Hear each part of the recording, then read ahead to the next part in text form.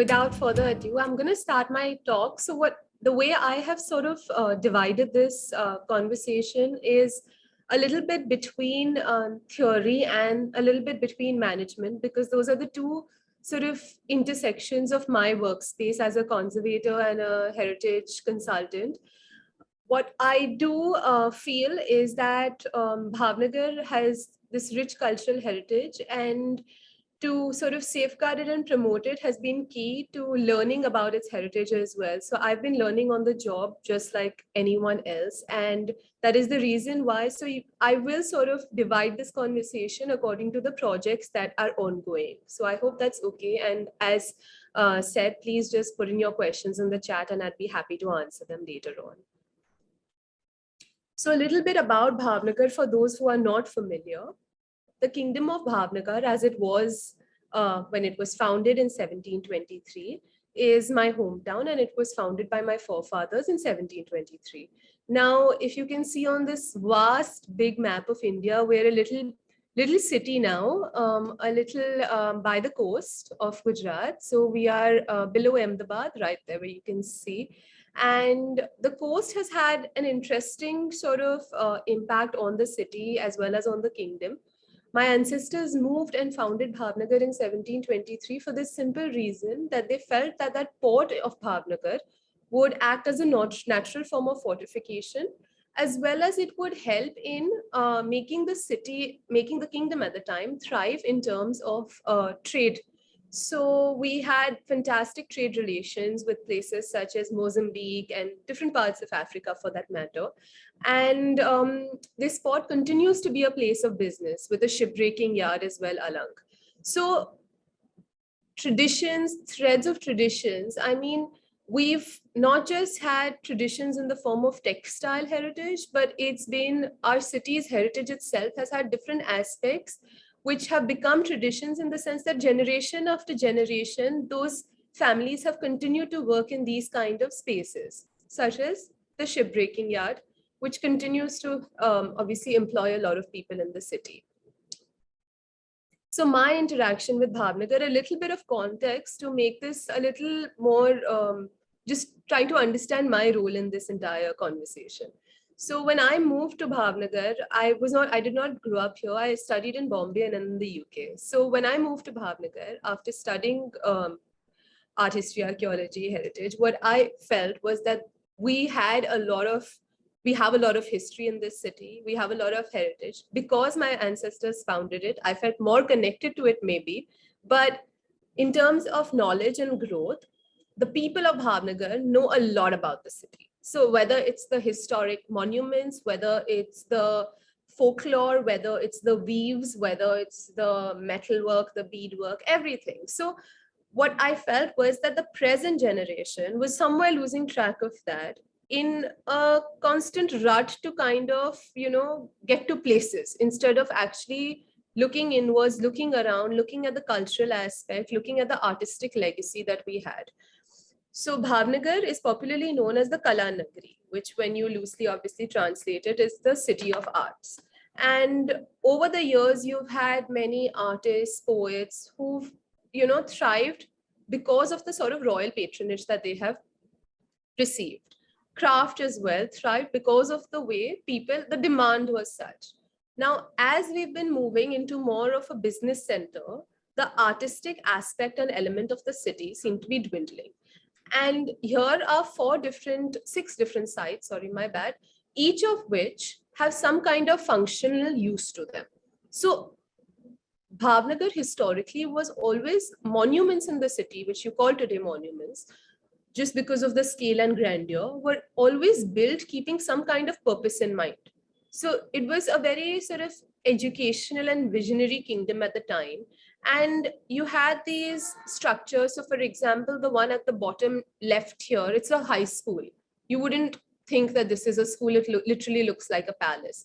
While the one in the center is a college. While the one on the right, extreme right, top right, is actually a state granary because we were prone to floods.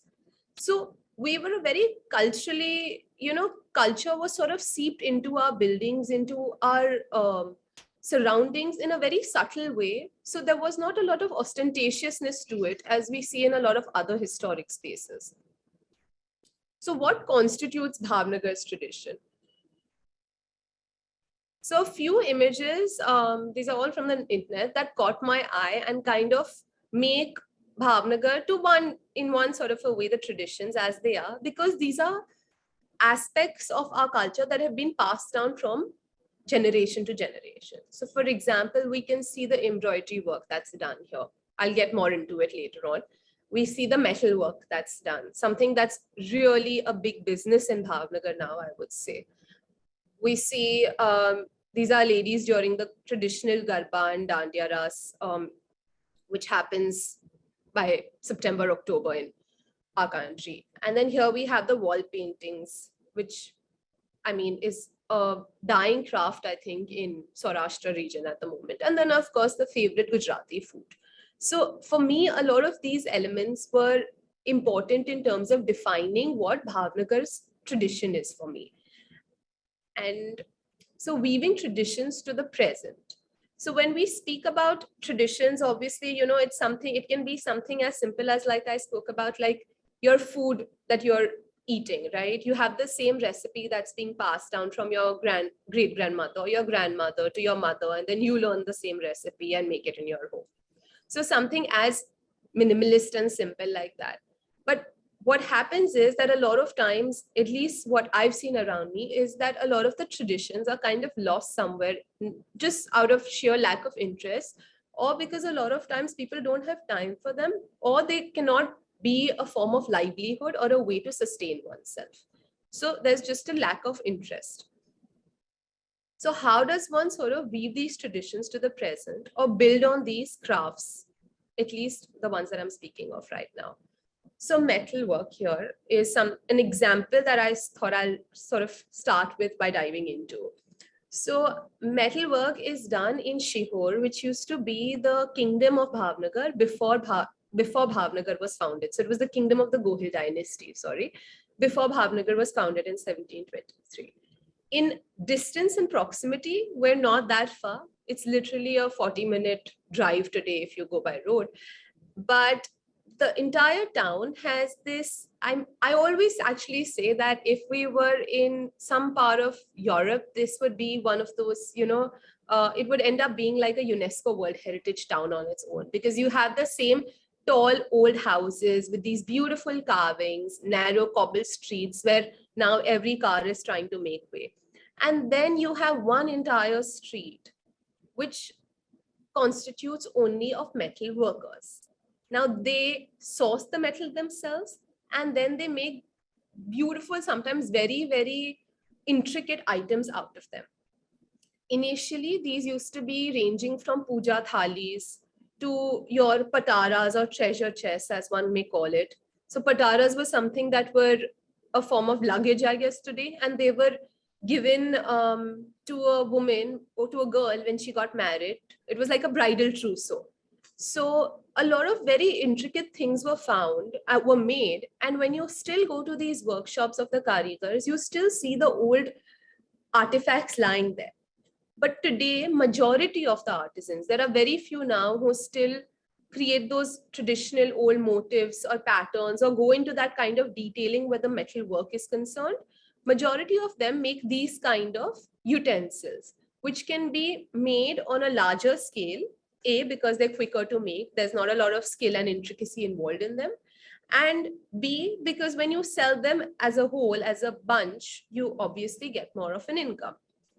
So slowly, the essence of the craft in terms of the workmanship and the quality of the craft has been dwindling. Now, these range from brass, copper, silver to kansa. Kansa is something that has now become very I guess, very fashionable for people to, you know, drink from copper or kansa. But at this particular time, it was something that was very part of normal livelihood, right? So slowly what one is seeing is that the actual craft, the way of creating these, which I'll show you now here, has been lost. So you can literally see the difference in terms of intricacies here to intricacies here. Now, this particular gentleman, his family has been practicing this craft for the past 6 generations. And if any of you are familiar with Bhavnagar or with this belt of Gujarat or our Gujaratis for that matter, we have a temple in Bhavnagar called Khodyar Mandir. And any silver work that you see in and around Khodyar Mandir, all the, the tiny detailing, the inscriptions, it has all been done by his family. So his family has been practicing this craft for years, generations, decades, whatever you may call it. And you can see the kind of detailing and intricacy that is involved in it. This is a craft that has been passed down. It's a tradition that has been passed down from family to from father to son. The women of the house don't do this. The women of the house wash the vessels before, soap the vessels and wash them before they actually start this workmanship on them, and also after they're done. So they are a part of the sort of chain of creativity that's going into it, right? And if you can see the way he's seated and making this, and you can see the sort of detailing that goes into it, and the number of sort of sadhans they call it, but the number of different tiny pieces that are used to actually create those designs and motifs. So what we felt now again, so this is again a craft that's been done in Sihor still today. If you go on any day of the week besides a Sunday, you will see these people doing them.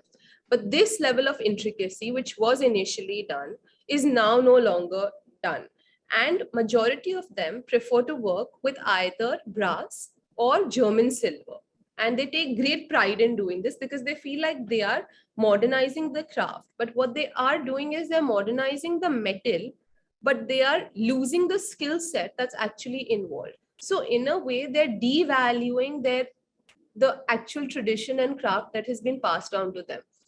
And that is why we felt the need to sort of help them reinvent or kind of build on that legacy instead of having the skill completely lost. Now, this is a very interesting juxtaposition that I put together just to kind of give perspective into what we can achieve.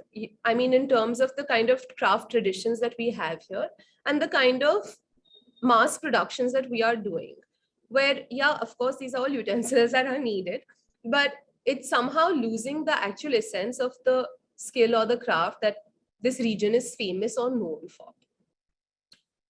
So here, these ones that are, this is something like similar to that on the left side.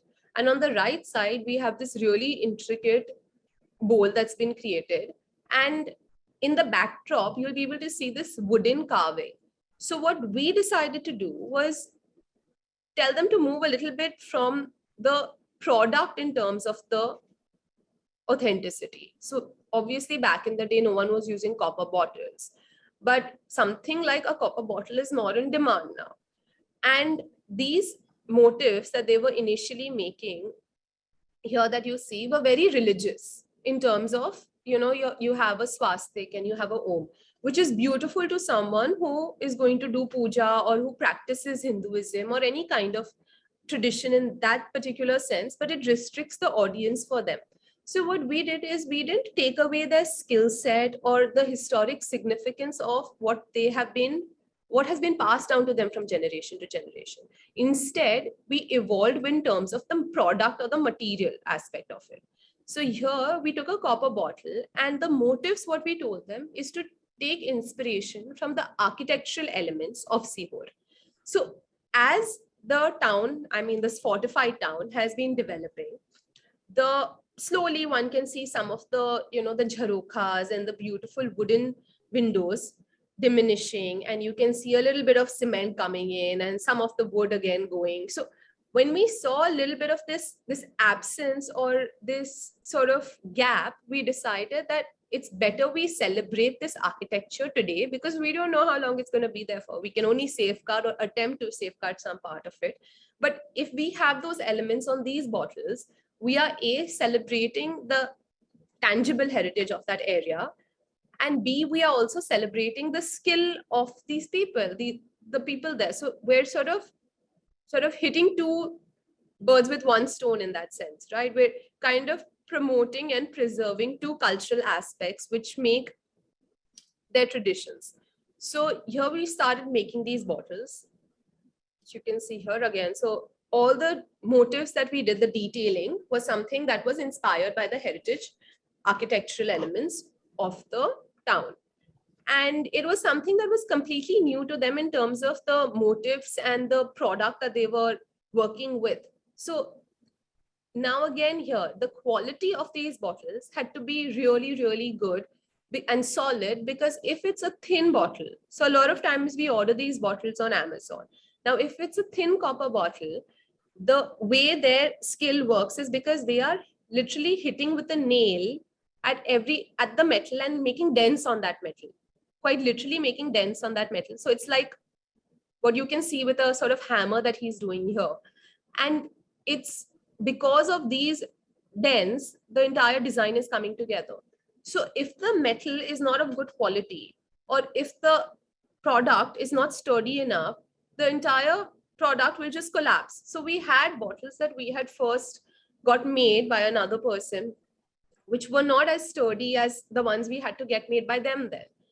So you can sort of see where something like this is concerned, you're kind of preserving something of good quality, you're preserving a skill set, a tradition that's, I mean, that Sihor is one of the traditions it's known for, as well as obviously promoting the heritage architecture of this state.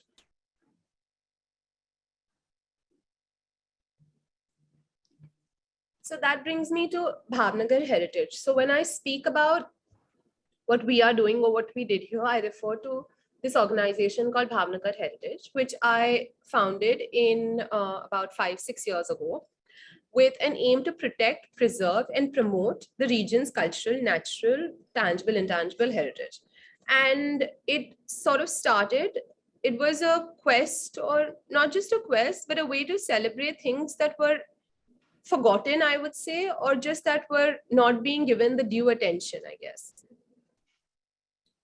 So we started off as a society. It was just a group of like-minded individuals. And it was basically started as, I won't go into these details because we're not really looking into starting a society, but the main aim was to catalog historic monuments and to promote dwindling local crafts of the region and to spread heritage awareness and to see how we can build on our cultural traditions and sort of broaden the cultural narrative instead of redesigning it completely.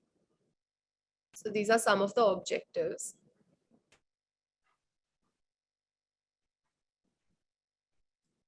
So what we first started with is we did an entire heritage sites in Bhavnagar map.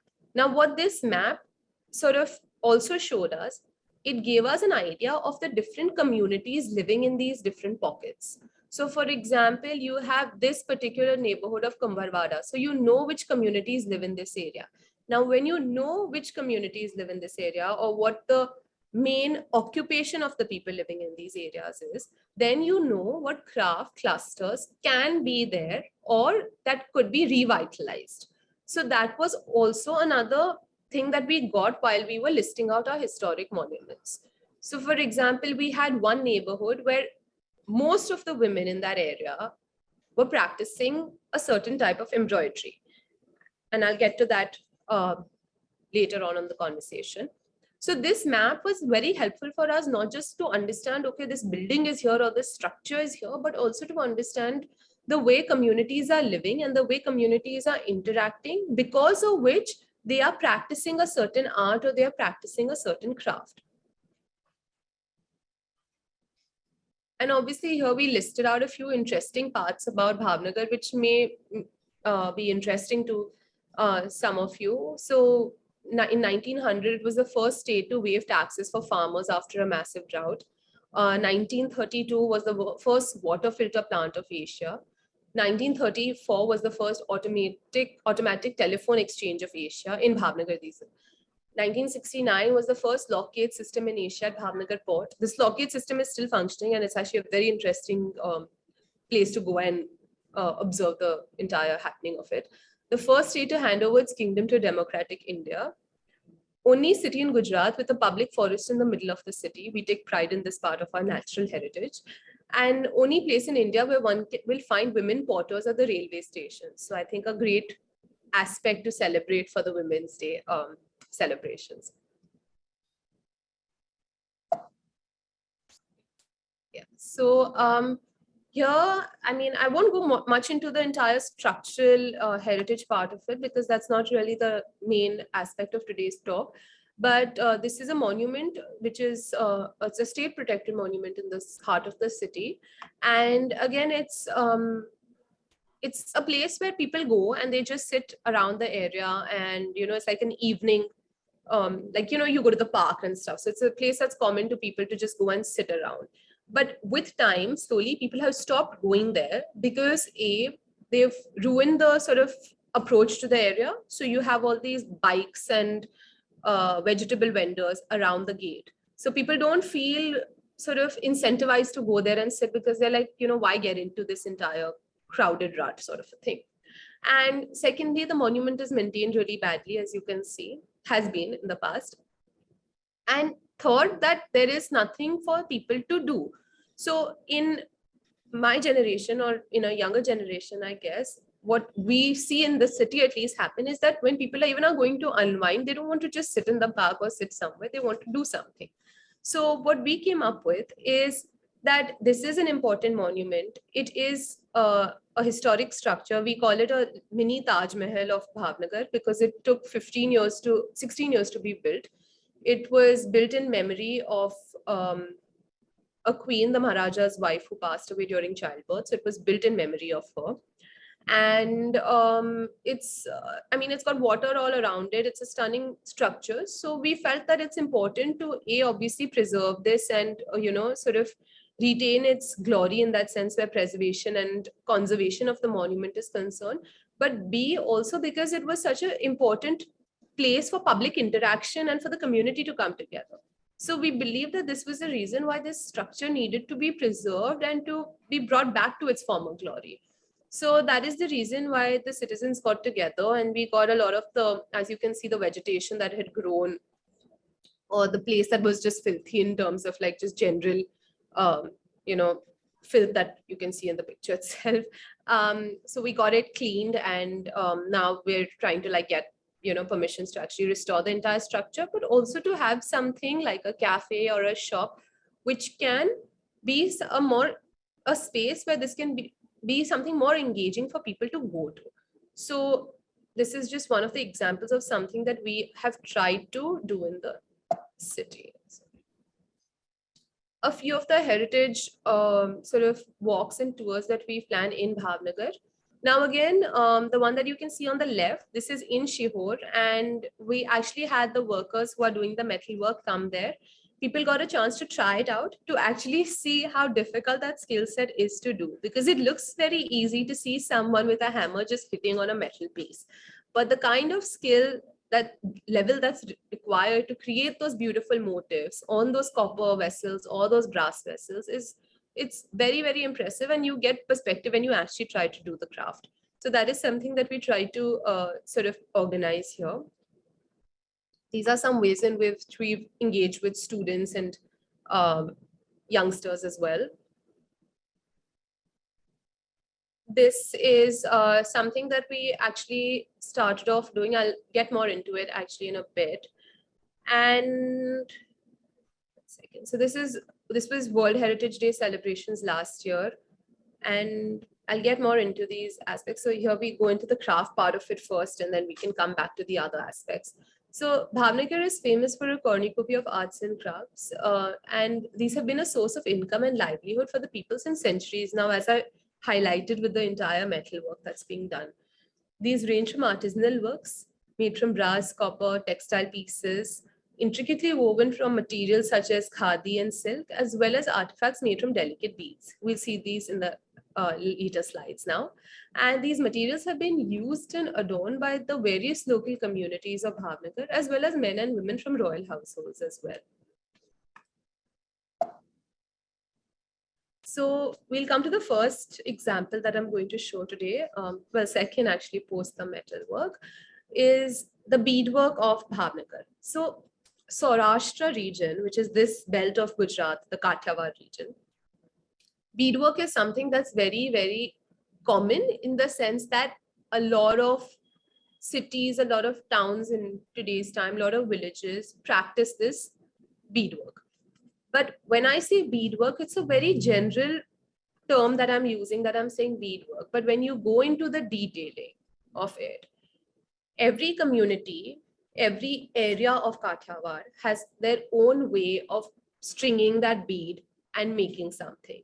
And when you look at the, like when you look at the fine print, when you look at the detailing of these motifs, or when you look at the detailing of these um, materials, you can actually tell how those differ. And when you see them side by side, you can see how they are such an integral tradition that is taught from mother to daughter, or from mother to daughter-in-law, whatever, from woman to woman, in that sense, from each generation.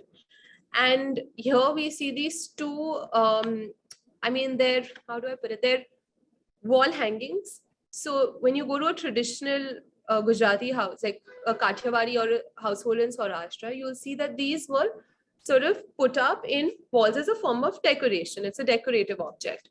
And as we've obviously contemporized and modernized our homes, the demand for this has dwindled or reduced.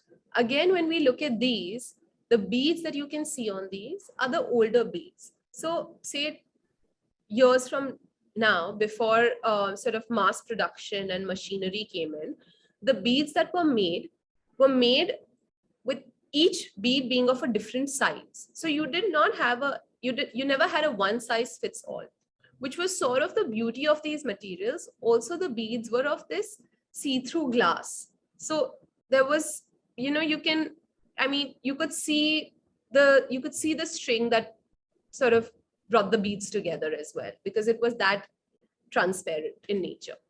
And now what you popularly get in markets are plastic beads, and you get them in just these fixed colors and same uniform sizes.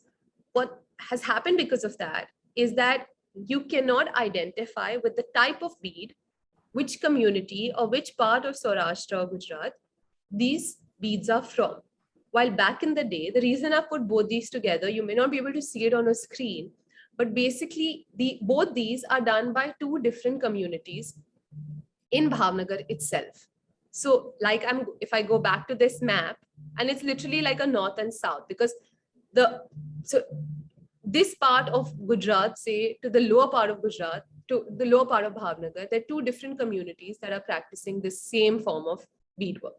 And the beadwork here is, in fact, you can see the colors itself, right? When you look at the sort of brighter tones on the left versus the more sober tones, relatively sober tones on the right. So these are both done by totally different communities. And one can, if you're actually studying these, or about this tradition, you'll know that these are two different communities just by looking at the beadwork and by looking at the way the beads are woven or brought together. While now, so this is how it's the beads are strung together. This is obviously for just one, he's making a border actually here. And on the right, we can see how someone has, how this has now become such a, now you see a lot of hotels or like heritage properties in Gujarat, or modernized homes that will frame them and keep just one piece in their, hang just one piece on their wall or something, because it's become such a rarity, or it's become not such a commonality to just have these as a tradition in your homes. Again, here you can see that the motifs are relatively different. They're not exactly the same. And that's again because they're different communities. So here we'll go back to beadwork in a bit again.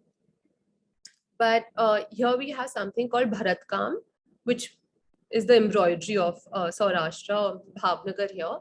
And when we talk about Bharat, so the reason we say Bharat is because when you say Bharwanu in Gujarati, it's to fill something.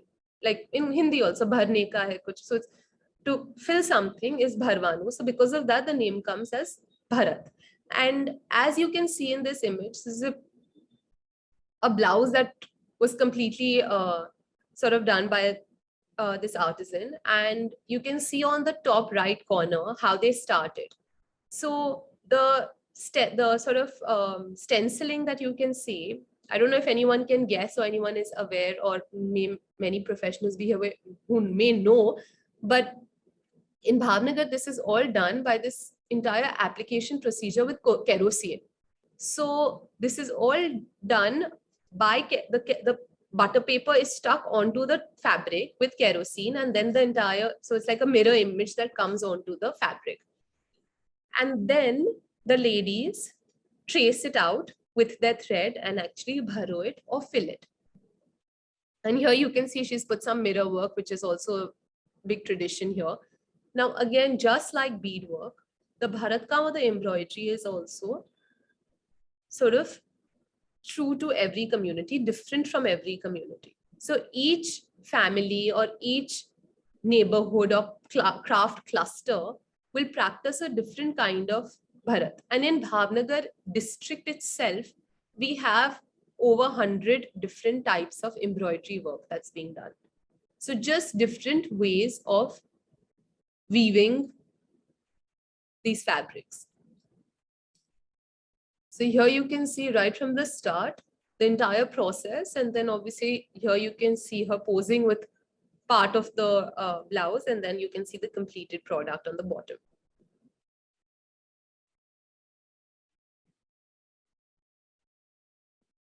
So again, here we've draped it against the bandhani. So bandhani work, of course, is something that's very popularized, I guess, and different parts of Rajasthan, Gujarat practice bandhani work. The Kutchi bandhani and Jamnagari bandhani, and even the bandhani that they do here, is very different from that of Rajasthan and very fine actually. So that's that. And here the reason I've put this image is because you can see a number of different traditions in terms of the craft, as well as a number of different I've juxtaposed it because basically on the background you can see the pataras that are built. Again, this has metal work. These are the olden ones. The front ones that you can see are relatively new. They're not new, but they're relatively new in comparison to the background ones. The matkas on the left are something that's there in a lot of local Gujarati households. And again, it's practiced and done in Sihor itself, in the fortified town. Now here on the embroidery work, where the Bharatkam is concerned, so it's the same pattern we've done as on the blouse itself. But this pattern is done on a wraparound. So the community that has done this bandhani work, that community, they don't wear a petticoat. So how in a sari, you have your bottom, your skirt is a petticoat. For these ladies, it's a wraparound. So it's literally like a skirt.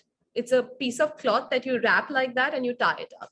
And that is something, I don't have a full image of it, but this is something that the community practices in terms of the skill and the embroidery, and they also adorn it themselves. So now again, obviously we don't have a lot of ladies wearing wraparounds here. So what's happened as a result is women only make them for themselves in their houses. And now no one wants to wear wraparounds. So most villages and towns are also modernizing, I guess. But what it means to be modern is that you've completely lost track of that particular tradition, of that weave, or of, you know, that craft or that skill set, and completely move to something that's machine made. And as a result, the next generation is not practicing this craft as much as the previous generations were. So just like we did with the metal work, you can't sort of change the entire narrative by telling them, no, you either have to wear wraparounds or completely forget the craft. So what we did is we brought the same embroidery work to more wearable items. I mean, we are doing it we are working with blouses and stuff as well. So we do have the traditional, but something that the women can monetize on. So this form of embroidery can be a way for them to sustain themselves or to actually create some kind of monetary value, which encourages or incentivizes the next generation to want to practice this craft. That it's not just a tradition to know in the house or a hobby, it's something that they can make something out of. And it works very well for us in Bhavnagar, at least, is because a lot of women from traditional households are still not allowed to go outside to work. So it's still a big taboo unless you're working in a school or in an educational institution. There are a lot of people, obviously times have changed, but there are a lot of people who still don't have that kind of leeway or that kind of freedom.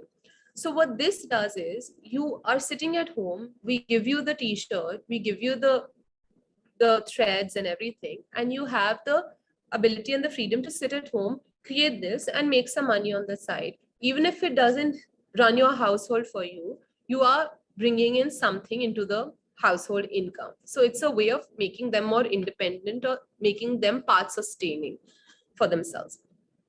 So here we decided to sort of contemporize the craft in a way where we took different aspects of Bhavnagar again. So again, when we look at the subject matter, when we looked at the bottles also, we looked at the kind of motifs and designs that we were putting onto them and how those were also a celebration of Bhavnagar's heritage, or in some way reminding the purchaser as well as the person making it of the traditional aspect of it. So here itself as well, we have something with Gandhiji's backdrop on it. He obviously, for Gujarat, he's a pride of Gujarat in that sense, but he was born in Gujarat, and also he studied in Bhavnagar for some time. So that is the reason we chose his motif here.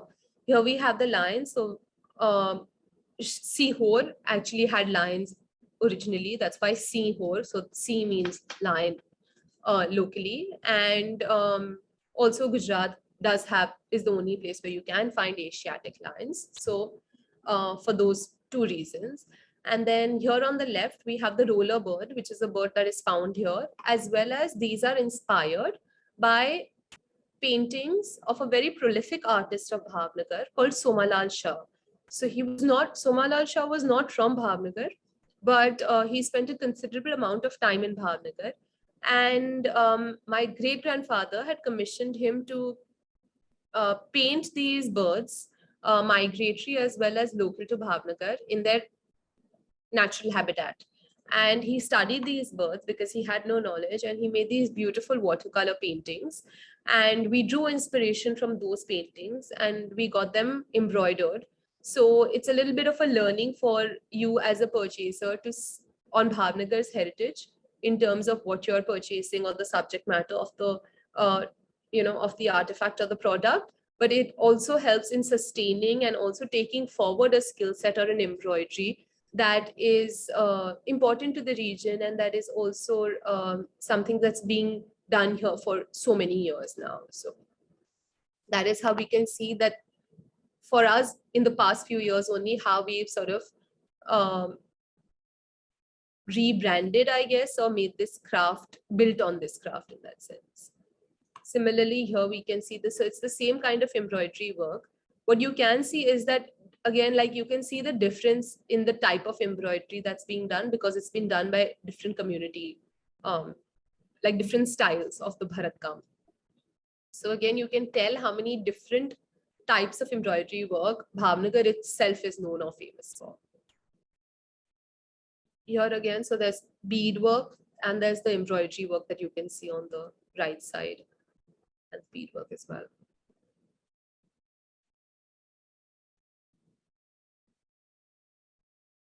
Again, so basically making the beadwork something more wearable, which contemporizes the crafts. It's the same technique of making something. It's just something that's more wearable. Everyone doesn't want to hang a sort of put a wall hanging on their walls in their homes. So this is something that can be more wearable, but at the same time, the skill itself is something that is being passed on from one generation to another. So here, this was for a project that we did a couple of years ago. And we had a fashion designer. She's a fashion designer from Bombay, Ada Malik. So we had her actually do this. This is her work, where she contemporized a bandhani sari. So what one would wear as a bandhani work again. So taking it to another level in that sense of building on the craft where the wearability is concerned or the style of wearing it is concerned, but not actually changing the skill of it. So that's something that we've done here as well. and this is her final product that she created. So you can see the way it's the same skill set, it's the same type of craft, the same tradition of bandhni work, but she has contemporized it and modernized it in a way which may make it more appealing to someone who wants to wear something modern and contemporary, but at the same time, it continues to be something that is of the same skill, where the same kind of artistic creativity is concerned. So now I'm going to come to this abandoned museum that we worked on, a little bit of sort of background information before that. We started the INTACH chapter, and I think everyone on this conversation will know what INTACH is, so I don't need to give a big introduction, but obviously the Indian National Trust for Art and Cultural Heritage is the oldest heritage not-for-profit organization, I think, in India, and with its headquarters in Delhi. There are different INTACH chapters all across the country, and about a year and a half ago now, I think, we started the INTACH chapter in Bhavnagar. Now, my main reason, at least for starting it, was that I felt that where structural work is concerned, or where heritage is concerned on a more global and a more national platform, INTACH gave us that kind of support and that kind of network and direction and help, as well as it sort of brings together a lot of different cultures and a lot of different heritage traditions. So we get to understand the different ways of working in this space, but also the different kind of ways where we can build on the cultural heritage or the traditions that we have been passed down with. And what happened is, during COVID, there's a space which I'll come to called Gandhi Smriti in Bhavnagar. And it used to be a museum, as in the Gandhi Museum is still there, but the top floor used to be a craft museum. And I mean, it was in a very, very good condition when it was, for a few years after it was built. But over the years, as you can see, the entire structure has had severe issues, which I'll get to. And it's been in a very, very sad state. People don't come here, obviously. But more importantly, the textiles and the crafts that have been displayed here, which are very, very beautiful, intricate works of historic importance now, because just simply because of how old they are, have been damaged because of this kind of damage that you can see on the walls. So we decided to take this up as a project and to start an INTACH craft museum, which can be helpful to the community to understand Bhavnagar's craft history or the traditions that are part of the city, to connect with the city more, and to also help people celebrate this and to build on it and to draw inspiration the same way we have, whether it's from the beadwork or the embroidery work. So those were a few of our main goals for taking this on as a project. And with the help and support of the INTACH Delhi chapter, we have managed to start this. So these were some of the 6 principles of art that I had been studying about at the same time as looking at this museum.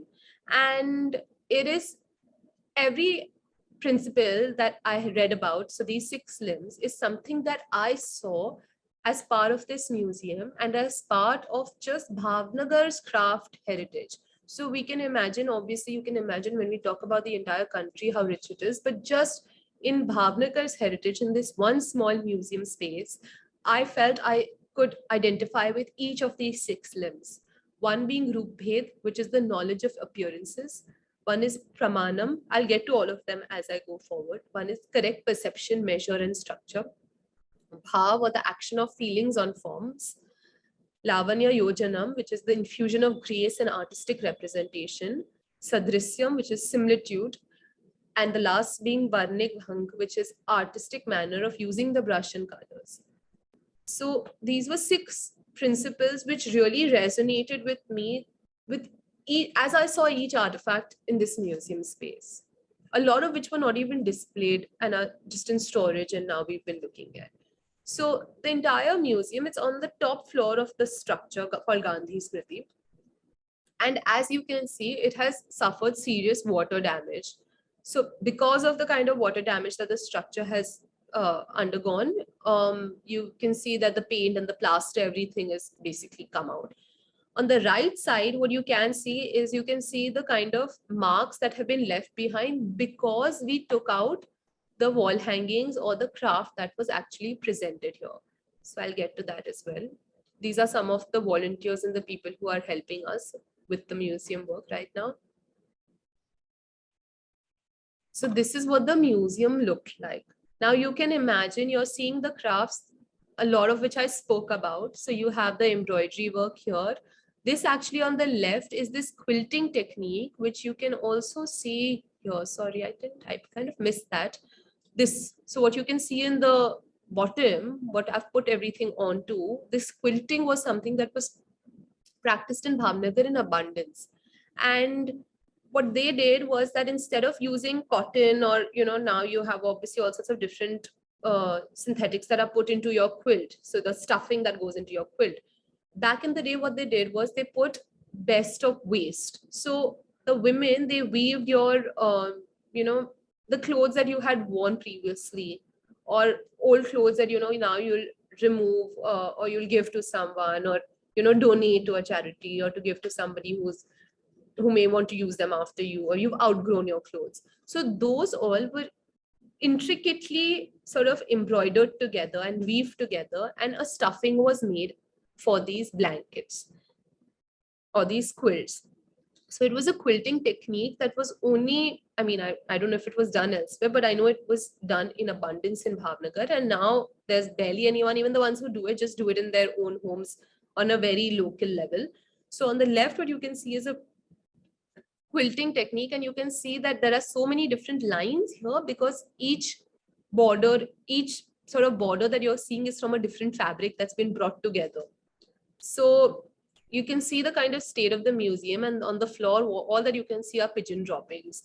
So it was in a terrible, terrible state. And the crafts that we can see even inside the cupboards were nailed onto the walls. So like nailed into the walls of the showpiece cupboard. So because of that, slowly because the material, the fabric has gotten sort of more and more sensitive with each passing year.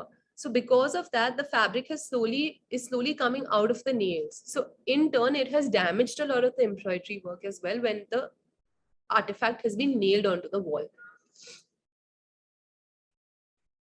Yeah. So this was the sort of state that we saw. So here again, when you look at the sculptures that were present, they all had pigeon droppings on them. And these are all crafts that are practiced now, maybe not in abundance, but all practiced in Bhavnagar. So here you have the woodwork is also practiced here, as well as the enameling and lacquer work as well. So here as well, this is obviously ivory work that's not done. And here, so I zoomed into this image only to sort of show, I don't know how easily you all can see it, but you can see the kind of difference in embroidery between the left and the right, between the yellow and the red.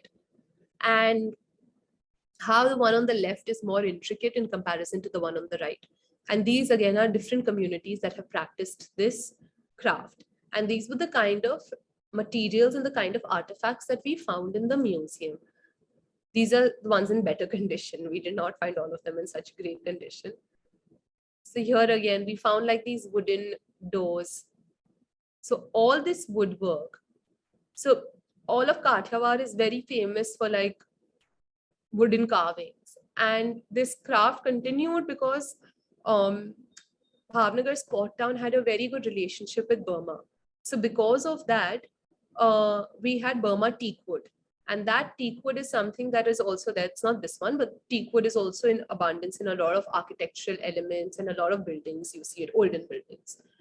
But again, woodwork is a craft that is synonymous to the region. And here you have an old door. And right next to it, you have a pankhi or a hand fan. And here also what they've done is the fabric that you can see in the corner, it's all fabric that has been disposed or is not for use. And they've stitched it together to make the fan. And the beadwork is all obviously locally done here. And the handle or the stick of the fan is all lacquer work. So you can see that there are literally three different crafts and 3 different material usage right here itself. So here again, you can see the kind of condition, just the way, sheer way it was displayed. Again, here there was no information on the actual craft, on the history of it, the communities or the people who partake in this craft, the reason for practicing it, if there is any kind of, no kind of information on it. So even for an audience or a viewer who was interested in knowing this and just could, maybe complain about the way it's been displayed, could not even get more information on the craft or the history of it, because there is no signboard, there is nothing displayed here. And you can see in the left, extreme left image, the entire thing has come out.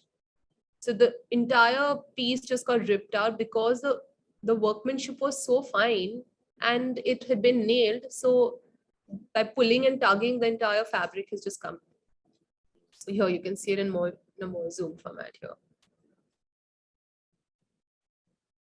So what we had to do is, first we removed everything, documented it all, photographed it all, as you can see here, documented it, photographed it all, and started researching on each of these crafts, as well as started getting the things that were damaged, such as this, restored and preserved.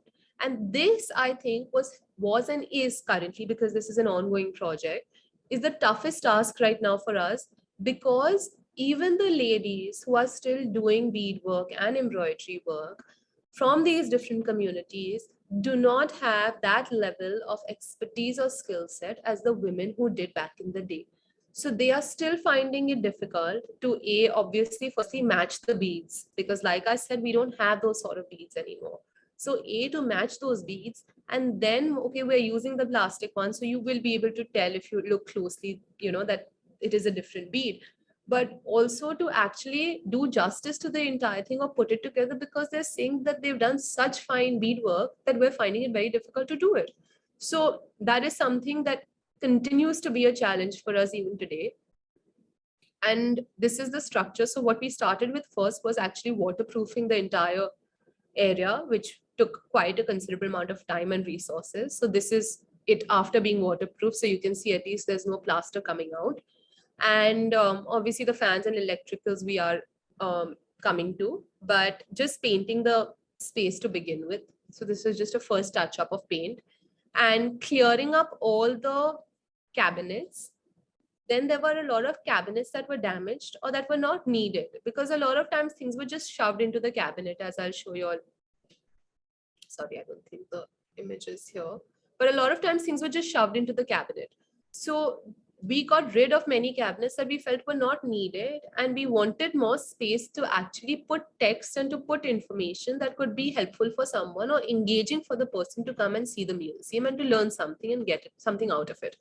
So we removed a lot of the cabinets, and we are presently restoring some of the artifacts, as well as redesigning. So you can see here, so what we've done is we've sectioned it and compartmentalized the entire museum.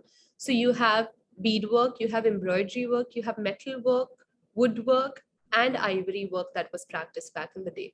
So we've divided the entire space, keeping in mind that we want to have a small shop area, which can then make the entire structure self-sustaining and also be a source of added income for the artisans.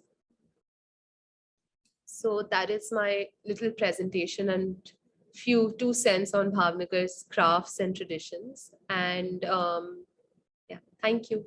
Thank you so much, Brijeshwari ji, for such a wonderful talk and beautifully putting the presentation together. Kudos to the work that you've been doing. And we have a lot of questions that have come your way. I'd like to start with the first one. It is by Commander Mohan Narayan. The Saurashtra region is not particularly blessed with raw materials. From where in India was or is the raw material for both the decorative and utilitarian metalware bare metal sourced? So metalwork is sourced from various parts, but from Gujarat itself. So it's not from anywhere outside Gujarat. Bhavnagar, we do have, I think it's more of like brass and copper that is created here, but silver is Mhm. usually sourced from outside. It can be someplace like Gandhinagar or Rajkot as well. So those are Okay, two places where we work with at least. okay, okay. Um, there is another question by Kirti Saparia. Says, how can I be a part of such heritage walks to actually witness the art and craft there? So if you are in Bhavnagar, that's why I put the Instagram and website. I think Instagram is something people are more active on, Hmm. Right. but we also have an email address and stuff. We have we have heritage walks twice a month as of now. So there's Sunday events. We don't have them just Mm-hmm. as weekly walks, but that's also because we kind of, we're not a cosmopolitan city, so we don't have that kind of numbers, but also because a lot of our walks end up being day trips. So we have the Sihor day trips, but you can know more about them by following us on Instagram or just, signing up yourself so on our mailing list, and then we can email you and tell you more about our walks. Sure. There's another question by Commander Mohan Narayan. Says, how did the beadwork in Bhavnagar compare with what was happening in Bharuch? So Bharuch also has stunning beadwork, and I would say that you cannot compare the two because in Bhavnagar itself, like I mentioned, where the bead work is concerned, the beads you can compare. So Hmm. if you can compare the beads, but you can't compare the work because it's so original to each region. Like, I mean, it's a simple thing. Like, I'm going to put this on screen anyways. It's a simple thing like this bracelet I'm wearing. It's Mm-hmm. the work that's done is done by the local people here. But if I get someone, say like 10 minutes away also to do this beadwork, they'll do it in they'll do it in a different fashion. Right. So it's the same sort of beads and the same idea in terms of, decorating your walls with them or doing that sort of, the tradition is the same, but the skill that's required is different. If that makes sense. Okay. Okay. So with this, I think we come to an end to the Q&A session. So that's all. Thank you so much, Thank Brijeshwari you ji, so for much. accepting and coming to give this talk. We are really fortunate that we had you over here. And please do join our next talks that will be upcoming next week. Thank you so much. Thank you. Thank you so much for having me. Thank you. Thank you.